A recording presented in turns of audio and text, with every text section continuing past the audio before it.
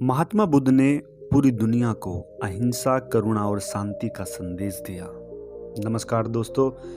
एक बहुत दिलचस्प बात है कि बुद्ध ने कहा कि हर पुरुष की 4 पत्नियां होनी चाहिए, परंतु इसके पीछे एक गहरा अनुभव है, एक गहरी कहानी है। एक बार महात्मा बुद्ध अपने शिष्यों के साथ बैठे थे, तब उन्होंने शिष्य को यह कहानी बताई।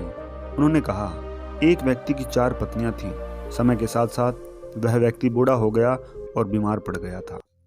उसे जब अपनी मौत करीब दिखाई दी तो उसने अपनी पहली पत्नी को बुलाया, जिससे वह अत्यंत प्रेम करता था।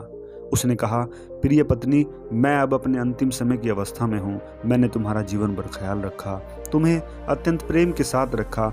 अब मैं मरने वाला हूँ, क्या तुम मेरे साथ चलोगी?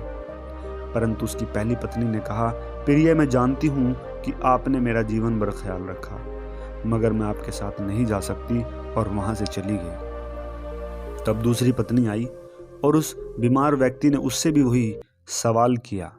दूसरी पत्नी बोली, जब आपकी पहली पत्नी ने ही मना कर दिया तो भला मैं कैसे हाँ कर सकती हूँ? और वैसे भी आपने मुझे केवल अपने स्वार्थ के लिए ही तो अपने पास रखा है।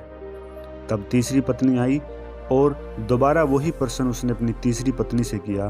तीसरी पत्नी ने भी आंखों में आंसू भरकर उत्तर दिया, मेरे प्रिय, मुझे आपके लिए दुख है, मगर मैं आपके साथ नहीं जा सकती, और इनकार करके वहां से चली गई। तब चौथी पत्नी का समय आया और उस व्यक्ति ने उससे भी वही प्रश्न दोहराया, परंतु व्यक्ति बड़ा सहमा हुआ था, क्योंकि यह वह पत्नी थी जिसकी तरफ उसका ध्यान कम ही जाता था और घर में दासी की तरह व्यवहार किया जाता था। वह व्यक्ति यह कहते हुए डर रहा था, मगर उसने उस चौथी पत्नी से भी वही प्रश्न दोहराया। तब चौथी पत्नी ने कहा, मेरे प्यारे पति, मैं तुम्हारे साथ जाऊंगी, कुछ भी हो, मैं हमेशा आपके लिए दृढ़ संकल्पित हूँ। मैंने आपके साथ जीने मरने की शपथ ली है। तब गौतम बुद्ध अपने शिष्य को कहते हैं कि यहाँ पर 4 पत्नियों का मतलब अत्यंत गहरा विषय है। तब बुद्ध ने समझाया, प्रत्येक पुरुष व महिला के 4 पति अथवा 4 पत्नियां होती हैं।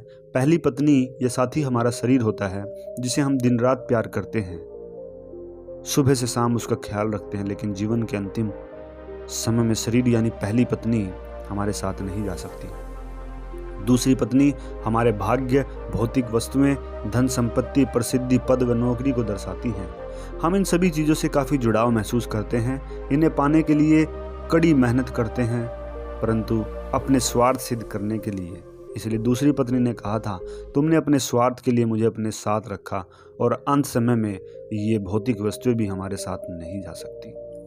तब बुद्ध ने तीसरी पत्नी के संदर्भ में कहा कि तीसरी पत्नी से अर्थ है हमारे माता पिता, भाई बहन, रिश्तेदार, जो हमारे लिए आंसू बहाते हैं, हमारे मरने पर अपनी संवेदना व्यक्त करते हैं, जैसे तीसरी पत्नी ने की, परंतु अंत समय में साथ में वो भी नहीं गई। ठीक इसी तरह अंत समय में हमारे रिश्तेदार, भाई बहन, माता पिता भी साथ नहीं जा सकते।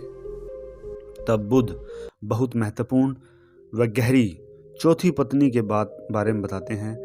वह कहते हैं, चौथी पत्नी होती है हमारी चेतना, मगर हम सारी जिंदगी से अनभिज्ञ रहते हैं, इसका जरा भी ख्याल नहीं रखते, जिसे हमारा अस्तित्व है, जिसे हमारा वजूद है, मगर हम इसे चौथी पत्नी की तरह दासी समझते हैं, दुर्व्यवहारिक भावना रखते हैं, मगर अंत समय में चौथी पत्नी की तरह सिर्फ ये चेतना ही हमारे साथ जाती है, और इस चेतना का ही प्रवाह निरंतर एक शरीर से दूसरे शरीर में प्रवेश करता रहता है। दोस्तों, उम्मीद है ये कहानी आपको पसंद आई होगी। यह बहुत गहरी कहानी थी, बड़ा गहरा विषय था।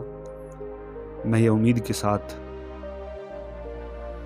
विदाई ले रहा हूँ कि आपको ये बात समझ आई होगी, और ये कहानी अगर आपको पसंद आई है तो इसको ज़्यादा से ज़्यादा शेयर कर दें, कमेंट करके अपना फीडबैक दे दें, चैनल को सब्सक्राइब जरूर कर दें, और ऐसे कंटेंट को शेयर कर आज भारत देश की ज़रूरत है, इसलिए इसको ज़्यादा से ज़्यादा शेयर करें। नमस्कार।